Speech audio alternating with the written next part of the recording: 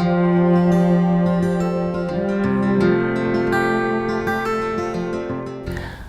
Marcia Shear, and I developed the Matching Person and Technology model. You've had a chance to look at some of the introductory modules now and have a pretty good sense of what the Matching Person and Technology theory is about, and also what the accompanying assessment process hopes to achieve. Yet there's no substitute for actually seeing the process in use, watching somebody conduct an interview and completing those forms. So that's what we're going to do right now. I'm working with an individual. Her name is Susan Smith. Susan is 38 years old, and about a year ago she was diagnosed with sclerosis. Her primary issues that we discussed during our first visit together has to do with mobility, endurance, and fatigue. During our first interview, we together went through the initial worksheet for Matching Person and Technology, and then history of support use form. We only had a limited amount of time, and she's coming in today, and she'll be coming in with her completed assistive technology device predisposition assessment person form. At least that's the way we left things, that she took that with her, was to complete that at home and then bring that back in here with her today, and we'll go over that. Also, what I hope to do during this interview with Susan is model for you some basic interviewing techniques. So we're ready for Susan to arrive now, and hopefully she'll bring her completed assistive technology device predisposition assessment person form with her, and then we'll see what we learned during this interview today. Okay, so great. I see that you brought your form with you. I've completed it all. Oh, that's wonderful, Susan. Now, before we go through that, let's review what we did last time, just to make sure you didn't think of anything else, or something hasn't changed, or okay. So I'll just let you look that over and see if there's anything you think it's important that we write down there. No, it looks really good. Like I said, the biggest thing is my mobility and my balance. Looks good.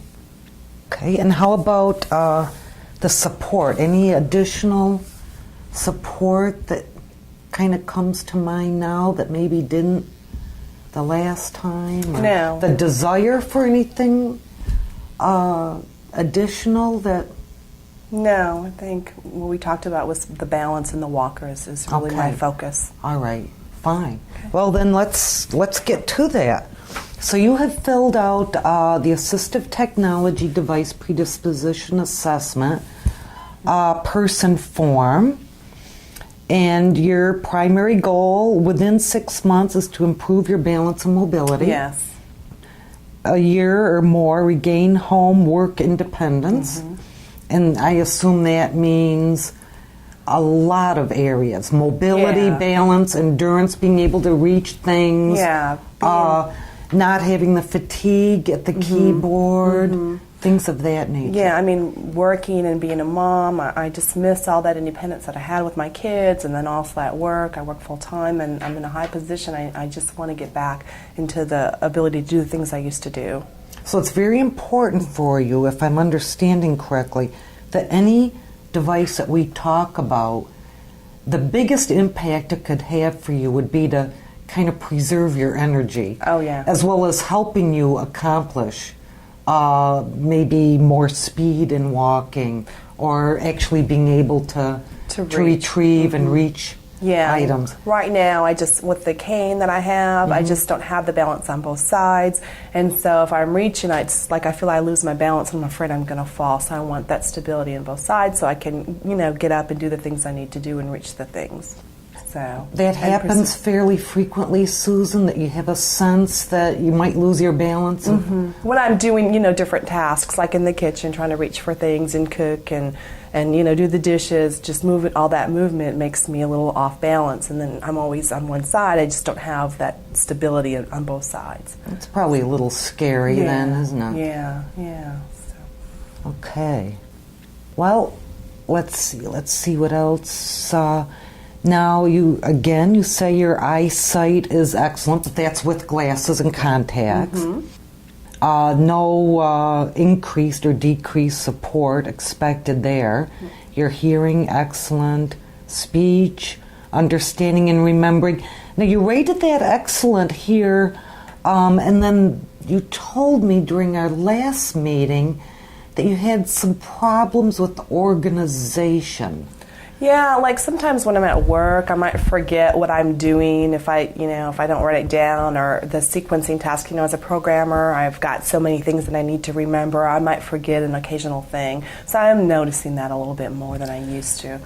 Should we leave this marked as it is, or would you, based on that, should we put a 4 or some other number there? What do you think? Yeah, I think maybe a 4. I mean, it's not that much, but I'm just noticing little things here and there. Things that, I just would remember all the time. I might have to, what was I thinking? And then go, oh, that's what I'm doing, or that's what I'm thinking. So I'm noticing a little bit more, but not too much. Okay, well, that's great. Okay, now, your physical strength and stamina, you said, is poor.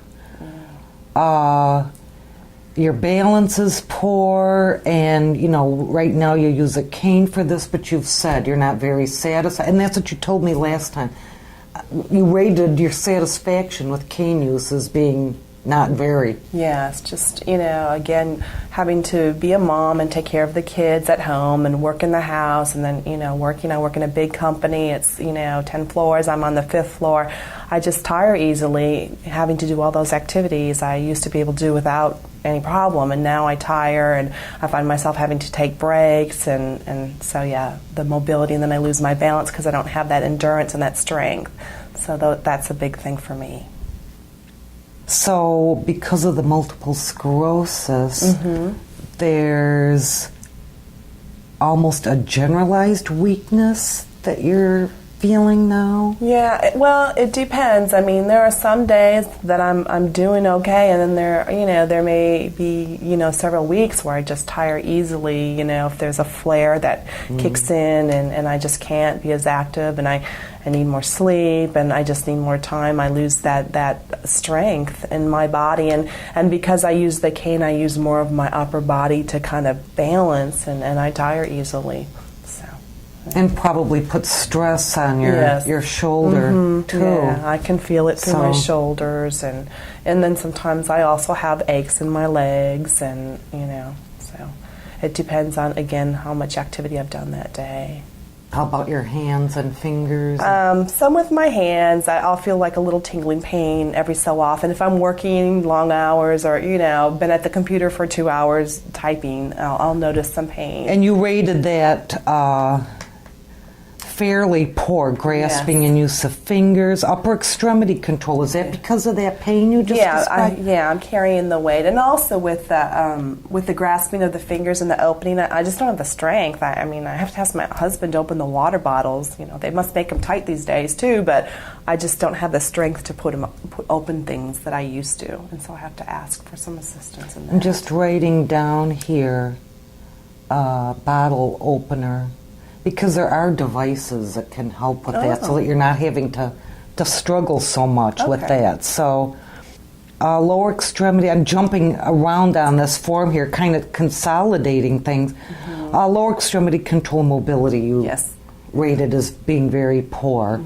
And again, for basically the same reasons that we've already discussed. And you anticipate increased needs for support in physical strength, stamina, lower extremity control, grasping and use of fingers, upper extremity control, and mobility. Yes, I would like to see all that. Or actually being